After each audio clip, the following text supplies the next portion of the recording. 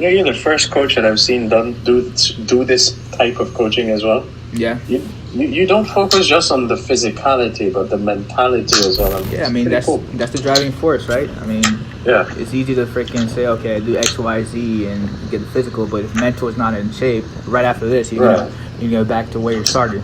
So it's important. What's good, fam? Clarke here from Alphall Kinetics. Thanks for stopping by the channel. It definitely has been a minute.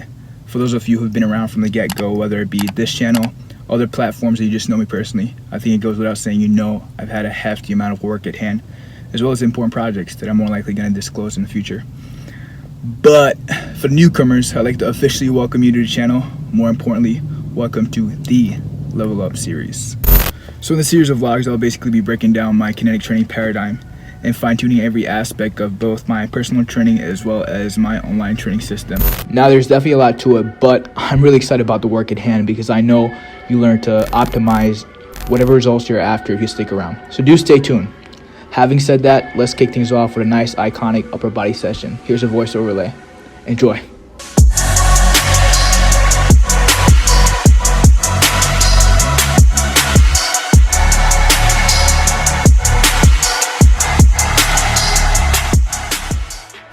Exercise number 1.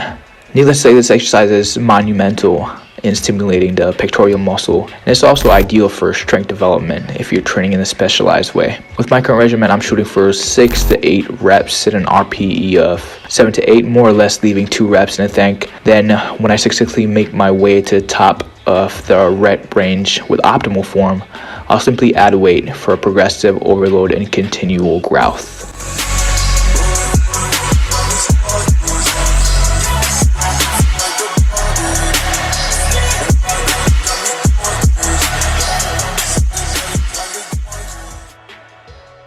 Exercise number 2.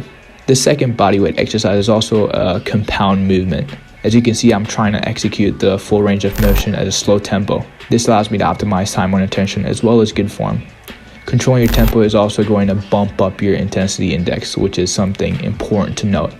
Having said that, to elicit additional stimuli and push the envelope in terms of your personal intensity index, you can start adding weight in later weeks when you've learned to optimize proper form.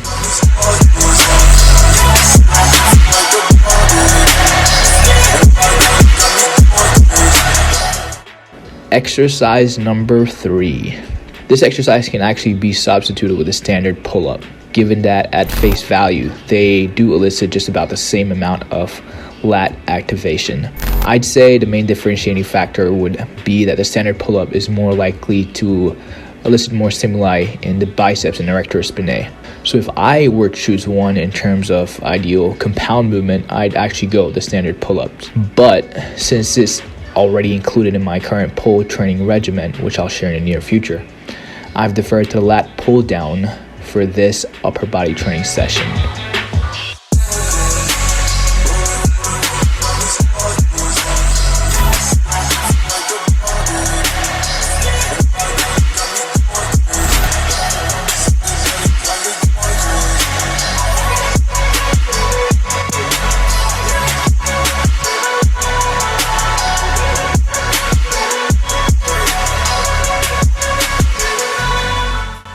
Exercise number 5. I think it's important to know that generally speaking, this exercise is usually used as an isolation movement for the lats, more specifically targeting the serratus, which are muscle fibers on the rib region between the lats and the pecs. But you can easily recruit more activation of the chest by more so focusing on the squeeze at the top range of the movement, rather than focusing on the full pulling range of motion, if that makes sense.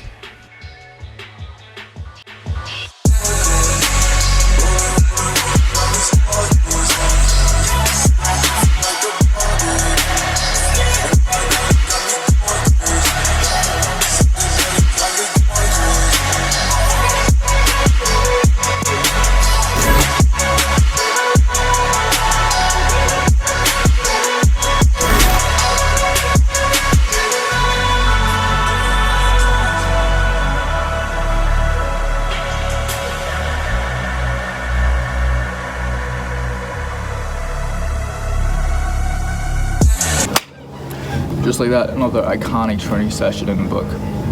So yeah, the first 4 exercises are basically the core movements for this training regimen. The other 2 are more so accessory movements. And yeah, I think it's safe to say overall it's a fairly high chest volume training regimen, especially if you're doing it twice a week. I think it's important to put that into context. Of course, I think it goes without saying an effective training regimen doesn't necessarily have to have crazy amount of work volume to render great results or optimal results.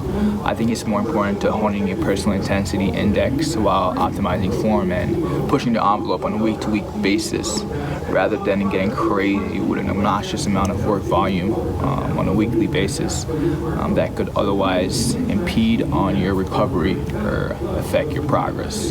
So yeah, that pretty much wraps up this vlog. I hope it found you well. Don't forget to hit that thumbs up, subscribe, drop a comment down below if you need any clarity or you just want to say what's up. And yeah, I'll catch you in the next video next week. Until then, peace.